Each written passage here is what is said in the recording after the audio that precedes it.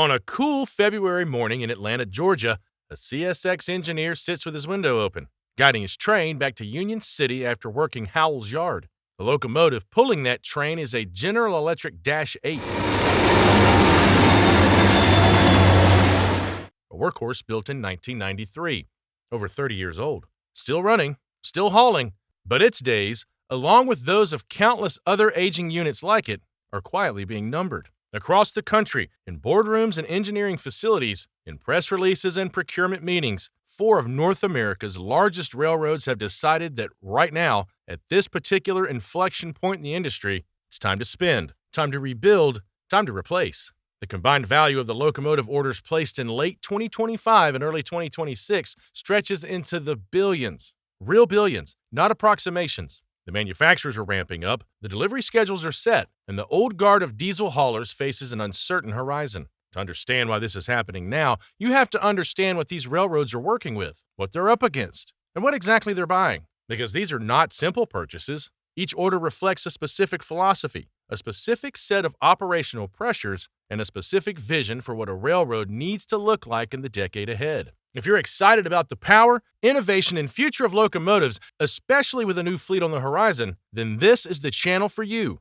Subscribe and hit the bell because we're diving deep into what's coming next. Now, back to the story. The first order we need to discuss belongs to CSX, and it's a substantial one. On February 9th, 2026, CSX announced a $670 million deal with Wabtec, the company that now owns what was once GE Transportation. The order covers 100 brand-new Evolution Series locomotives and the modernization of 50 older units, specifically the D9s on CSX's roster, which the railroad now designates as CW49S. These machines are unusual in their own right. Originally produced in the 1990s as 4,400 horsepower Dash 8s, they were eventually derated to 4,000 horsepower, fitted with an updated cooling system that would later become standard on the full Dash 9 series, and just over 50 of them were built specifically for CSX. The new Evolution Series units are ET44AHs.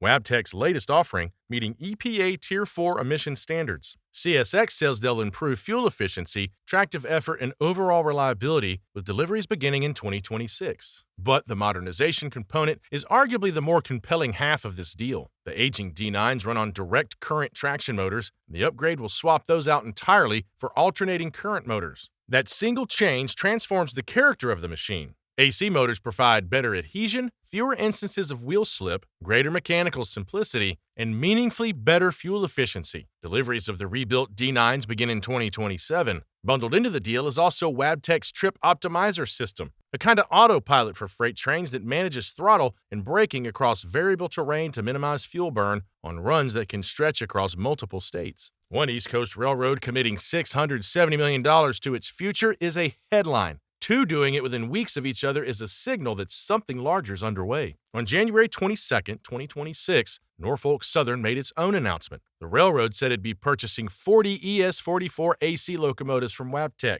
with deliveries expected in the second half of 2026. Final preparation of these units will happen at Norfolk Southern shops in Chattanooga, Tennessee. The ES44 AC is a well-established platform. GE began producing locomotives in this series back in 2002, and they've accumulated decades of operational data across a wide range of conditions. Norfolk Southern specifically cited reduced emissions, enhanced reliability, better fuel efficiency, and improved crew comfort as the motivating factors behind the purchase. The price of the deal wasn't disclosed in the press release. What makes Norfolk Southern's situation particularly layered is the broader context surrounding the railroad at the time of this announcement. The ongoing merger situation involving Union Pacific's move on Norfolk Southern has dominated industry headlines. But it's worth noting that even amid that uncertainty, the railroad has been doing what railroads are supposed to do, maintaining and upgrading its operational infrastructure. In fact, Norfolk Southern has been working with Wabtec for years on the project of converting its DC traction Dash 9s into AC traction units, a program that mirrors, in some ways, what CSX is now officially entering into. The new ES44 AC order is separate from that ongoing conversion work. It represents fresh capacity,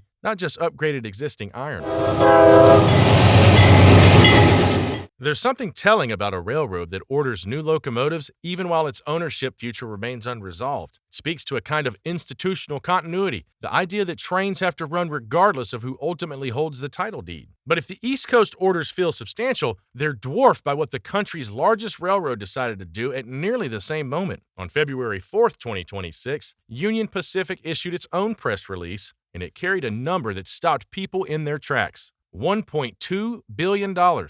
That's the value of Union Pacific's locomotive modernization agreement with Wabtec, and the railroad itself described it as the largest locomotive modernization agreement in rail industry history. That's not marketing language. That's a verifiable claim made in a formal announcement, and it reflects just how aggressively Union Pacific is approaching the question of its aging fleet. But here's what's genuinely interesting about this deal. Unlike CSX's plan to upgrade its DC traction D9s into AC units, Union Pacific is doing something different. Its existing fleet already includes significant numbers of AC-powered locomotives, specifically GE AC 4400s dating back to the mid-1990s and early 2000s. Rather than changing the traction motor technology, Union Pacific is modernizing the AC units it already has. This deal also builds on a 2022 modernization agreement with Wabtec, a program that was still being completed around the time this new announcement was made. The 2026 agreement extends that work and substantially expands its scope. According to Union Pacific, the rebuilt locomotives will gain 14% more tractive effort, an 80% improvement in reliability metrics, and a 5% reduction in fuel consumption.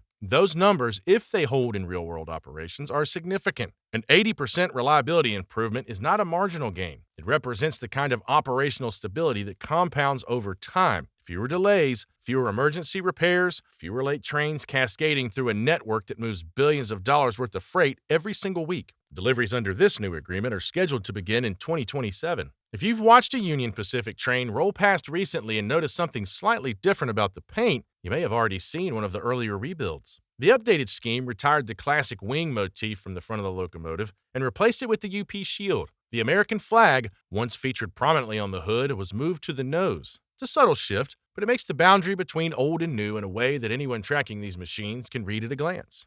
3 railroads, 1 manufacturer at the center of every deal. But the fourth order in this story introduces a different voice and a different builder into the conversation. On January 21st, 2026, Canadian Pacific Kansas City, the transnational railroad known as CPKC, announced it would be purchasing new locomotives from not one but 2 manufacturers. The total value of this multi-year deal is $800 million, and it signals something worth paying attention to. Not every major railroad is placing its entire future with Wabtec. Progress Rail, a subsidiary of Caterpillar that now owns the brand known as Electromotive Diesel, will supply CPKC with 65 new EMD SD70AC Tier 4 locomotives. 30 of those are expected to be completed in the second half of 2026. Final assembly of EMD units happens at a large facility in Muncie, Indiana. The SD70AC Tier 4 is an interesting machine in the context of this story. It was released in 2016 and represented a genuine pivot for EMD, moving away from the 2-stroke diesel engines that had defined the brand for decades and adopting larger 4-stroke engines to meet modern emissions requirements. As of the time of this writing, Union Pacific is the only Class 1 railroad operating these locomotives, which means CPKC's order would represent a meaningful expansion of the platform's presence on the continent. From Wabtec, CPKC ordered an additional 100 Tier 4 Evolution Series locomotives in 2025, with 70 more expected for delivery in 2026. Those units will be built at Wabtec's facility in Fort Worth, Texas, which opened in 2013 as a complement to the company's historic facility in Erie, Pennsylvania, a plant that's been producing locomotives since the 1910s. The motivations are familiar by now: reliability, fuel efficiency, reduced emissions, and fleet standardization. But CPKC's decision to split its order between 2 manufacturers is a reminder that the locomotive supply chain is not entirely consolidated, even if it sometimes appears that way. There's still competition. There's still the legacy of what General Motors' Electromotive division built, even as GE, now Wabtec, dominates the long-haul road locomotive market. Wasn't always this way. For many decades, EMD locomotives were the standard bearers of American railroading, hauling freight from coast to coast in numbers that dwarfed the competition. The shift toward GE happened gradually, then all at once, and now the market landscape reflects the history in every order placed. Every fleet modernized, every DC motor converted to AC. What these 4 orders represent, taken together, is an industry making a collective decision about its own future. The aging locomotives sitting in deadline storage yards across the country, many already stripped for parts, can't bridge the gap between where railroading is today and where it needs to be. The new machines coming out of Erie, Fort Worth, and Muncie are cleaner, more powerful, diagnostically sharper, and more fuel efficient than anything rusting in a siding. For smaller yard and local service locomotives, the math is different. No replacements have been manufactured in decades, and those older units will keep running on short lines and in yard service long after their long-haul counterparts have been transformed. But for the main line, the decision has been made. Billions of dollars have been committed. The new fleet is coming. The engineer in Atlanta, riding behind his 1993-8 with the window open on a cool February morning, is operating inside a world that is quietly transforming around him. Somewhere in a building in Erie, Pennsylvania, one that has been making locomotives since before the First World War, the machine that will eventually replace his is already beginning to take shape. Railroads are long bets on the future of moving things, and these 4 railroads have placed theirs. Do us a favor and hit that like button and subscribe, because this channel is just getting started.